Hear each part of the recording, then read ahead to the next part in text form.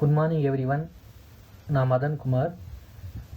So போன December 16th வந்து TNPSC group 1க்கு புது சிலபஸ் அப்டேட் பண்ணியிருக்கிறாங்க. போத் ப்ரிலிமினரிக்கும் மெயின்ஸுக்கும் அப்டேட் பண்ணிக்கிறாங்க. இப்போ நம்ம ப்ரிலிமினரி பற்றி பார்க்கலாம், மெயின்ஸுக்கு அதுக்கப்புறம் பார்த்துக்கலாம். நம்ம ஏற்கனவே தெரிஞ்ச மாதிரி ஜிஎஸ்க்கு 175 கொஷின் டிகிரி ஸ்டாண்டர்டில் கேட்பாங்க. அப்புறம் ஆப்டிடியூடுக்கு 25 கொஷின்ஸ் எஸ்எஸ்எல்சி ஸ்டாண்டர்டில் கேட்பாங்க. இது நம்மளுக்கு ஏற்கனவே தெரிஞ்சது தான். இப்போ புதுசாக என்ன பண்ணியிருக்கிறாங்கன்னா, ஒரு யூனிட் வைஸ் கொஷின்ஸை வந்து நம்மளுக்கு ஸ்ப்ளிட் பண்ணி தந்துருக்குறாங்க. ஃபஸ்ட்டுலாம் நம்மளுக்கு எந்த யூனிட்லேருந்து எது கேட்பாங்க, ஒரு யூனிட்டில் கம்மியாக கொஷின் கேட்பாங்க, ஒரு யூனிட்டில் அதிகமாக கேட்பாங்க. ஸோ நம்மளால் ப்ரெடிக்டே பண்ண முடியாது. பட் இப்போ எந்த யூனிட்லேருந்து எத்தனை கொஷின் கேட்பாங்கன்னு அவங்க அலாகேட் பண்ணிட்டாங்க. ஸோ அது ரொம்ப யூஸ்ஃபுல்லாக இருக்கும். ஃபஸ்ட்டு இருக்கிற சிலபஸ் படி பார்த்தா நம்மளுக்கு 10 யூனிட் இருக்கும்.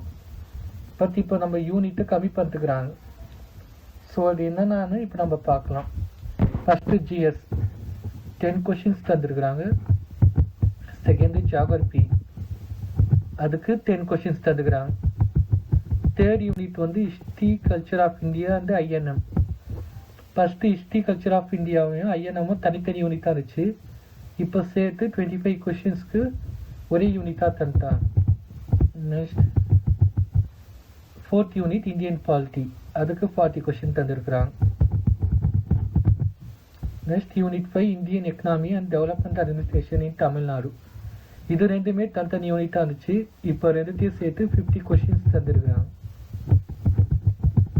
60 யூனிட் வந்து history culture heritage and social political movements in Tamil Nadu. இதுக்கு 40 கொஷின்ஸ் தந்துருக்குறாங்க. அதுக்கப்புறம் பார்ட் பி, இப்போ தனியாக பார்ட் ஏ பார்ட் பின்னு தனியாக பிரித்து தந்துருக்குறாங்க. பார்ட் பி வந்து ஆப்டிடியூட் அண்ட் மென்டல் எபிலிட்டி. அது 25 கொஷின்ஸ் எல்லாருக்கும் தெரியும், எஸ்எஸ்எல்சி ஸ்டாண்டர்டில் கேட்பாங்க. பட் இப்போ ஆப்டிடியூட் அண்ட் ரீசனிங்னு 2 யூனிட்டாக தனித்தனியாக பிரித்து கேட்டுருக்குறாங்க. ஆப்டிடியூடுக்கு வந்து 15 கொஷினும் ரீசனிங்க்கு 10 கொஷினும் கேட்பாங்க. ரீசனிங் வந்து ரொம்ப ஈஸி, அதில் கன்ஃபார்மாக இப்போ 10 கொஷின் கேட்பாங்க. ஸோ நம்ம பார்ட் பியில் 25ல் கன்ஃபார்மாக ஒரு 10 to 15 மார்க் கண்டிப்பாக நம்ம வாங்கிடலாம். இன்னும் ஒரு இதுனா கரண்ட் அஃபேர்ஸ் செகண்ட் யூனிட் ஒன்று கொடுத்துருப்பாங்க போன இதுவில். இப்போ அதை எடுத்துகிட்டு ஒரு யூனிட் லாஸ்ட்லேயும் கரண்ட் அஃபேர்ஸ் எடுத்துகிட்டு இருப்பாங்க. ஒரு யூனிட்லேயும் கரண்ட் அஃபேர்ஸ் வந்து சேர்த்துட்டு இருப்பாங்க. அதுக்கப்புறம் கரண்ட் அஃபேர்ஸில் இருக்கிற டாபிக்ஸ் இது கூட இன்க்ளூட் பண்ணிட்டு எக்ஸ்ட்ரா கரண்ட் அஃபேர்ஸ்னு போட்டுக்கிறாங்க. ஸோ கரண்ட் அஃபேர்ஸ்ன்னு ஃபஸ்ட்டு கொடுத்துருந்த டாபிக்குள்ளே இல்லாமல் இப்போ வெளியிலேருந்தும் கேட்கறதுக்கு சாய்ஸ் இருக்குது. அதுக்கப்புறம் இந்த ஓவரால் சிலபஸ்லேருந்தும் கரண்ட் ஈவெண்ட் எதாவது நினச்சின்னா அதை சம்மந்தப்பட்டு கேட்கறதுக்கும் வாய்ப்பு இருக்குது. ஸோ என்னதான் நம்மளுக்கு ஸ்ப்ளிட் பண்ணி கேட்டாலும் இப்போ ஒரு யூனிட்டில் இந்தந்த கொஷின் கேட்புன்னு சொல்லிட்டோன்னே இதுலேருந்து இன்னும் டீப்பாக கொஷின் கேட்பாங்க. ஸோ நீங்கள் எல்லா யூனிட்டும் ஃபஸ்ட்டு படிக்கிற மாதிரி கொஞ்சம் ஒழுங்காக படித்தாதான் நம்ம மார்க் அதிகம் வாங்க முடியும். இப்போ எந்த பேப்பரில் அதிக கொஷின் கேட்பாங்கன்னா, யூனிட் 4 இந்தியன் பாலிட்டியும் and unit 6 social political movements in Tamil Nadu. இந்த ஒரு யூனிட்டை 40 கொஷின்ஸ் கேட்குறாங்க. அண்ட் யூனிட் 5 எக்கனாமியும் தமிழ் டெவலப்மெண்ட் அட்மினிஸ்ட்ரேஷனும் 50 கொஷின்ஸ் கேட்குறாங்க. ஸோ ஃபஸ்ட்டு இது 2 யூனிட்டாக இருந்துச்சு, இது கம்பைன் பண்ணி 50 மார்க் கொஷின்ஸ்க்கு கேட்குறாங்க. இப்போ நம்ம அதை எப்படி கேட்பாங்கன்னா 25 கொஷின்ஸ் ஒரு யூனிட்லேருந்து கேட்குற மாதிரி கேட்பாங்க. இல்லைனா ஒரு யூனிட்லேருந்து இப்போ 40 கொஷின் 10 கொஷின் அப்படி கேட்குறதா இருந்தாலும் கேட்பாங்க. இப்போ இது 2 யூனிட்டும் ஒன்றாக்குறதுனால இப்போ அவங்க சாய்ஸ் அவங்க எப்படி ஒன்றா கேட்கலாம். எக்கனாமிலேருந்து ஒரு 30-40 கொஷின் கேட்கலாம், இல்லை தமிழ்நாடு டெவலப்மெண்ட் அட்மினிஸ்ட்ரேஷன்லேருந்து ஒரு 30-40 கொஷின் கேட்கலாம், இல்லை ரெண்டுமே 25-25 ஈக்குவலாக கூட கேட்கலாம். அது எப்படி வரணும்னு இப்போ வர எக்ஸாமில் தான் தெரியும்.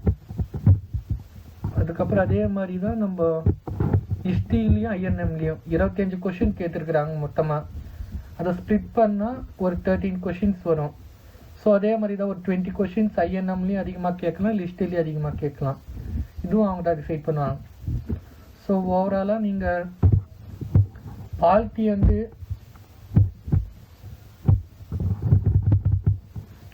Socio political movements in Tamil Nadu இந்த யூனிட் ரொம்ப இங்கே நல்லா படிச்சுங்க. பட் எல்லா யூனிட்டும் படித்தாதான் இப்போ நம்ம சயின்ஸு 10 கொஷின் தான் கேட்குறாங்க, சயின்ஸும் ஜாகிரபியும். இல்லை ஏதாவது விட்டுட்டு மீதிக்கிட்டு கவர் பண்ணலான்னு நினச்சிக்கிறார் நீங்கள். ஏன்னா இப்போது நீங்கள் பாலிட்டி ஹிஸ்ட்ரியில் என்ன தான் நீங்கள் தரவாக படித்தாலும் நம்மளுக்கு தெரியாத கொஷின்ஸ் ஏதோ ஒரு 4-5 கொஷின்ஸ் வந்துடும். ஸோ நம்ம அது படிச்சுட்டு எழுதாமல் இருந்தால் நம்மளுக்கு கட் ஆஃப் கம்மியாயிடும். ஸோ சயின்ஸ் அண்ட் ஜியாகிரபி ரொம்ப டீப்பாக படிக்கலனாலும் ஓரளவுக்கு படிச்சுக்குங்க. இப்போ அங்கே கொஷின் நம்மளுக்கு தெரியலனா கூட இதில் நம்ம கொஞ்சம் தெரிஞ்ச கொஷின் வந்தால் கூட நம்ம அட்டென்ட் பண்ணால் நம்மளுக்கு கட் ஆஃப் அதிகமாக வரும். ஸோ மார்க் அதிகமாக இருக்கிற கொஷின்ஸு நல்லா டீப்பாக படிச்சுக்குங்க. கொஷின்ஸ் கம்மியாக கேட்குற யூனிட்டில் கொஞ்சம் மேலோட்டமாக பார்த்துங்க. அப்போ தான் அதில் வரலனாலும் இதில் அட்ஜஸ்ட் பண்ண முடியும். ஸோ நம்ம அடுத்தது மெயின்ஸுக்கான சிலபஸை நம்ம அடுத்த வீடியோவில் பார்க்கலாம்.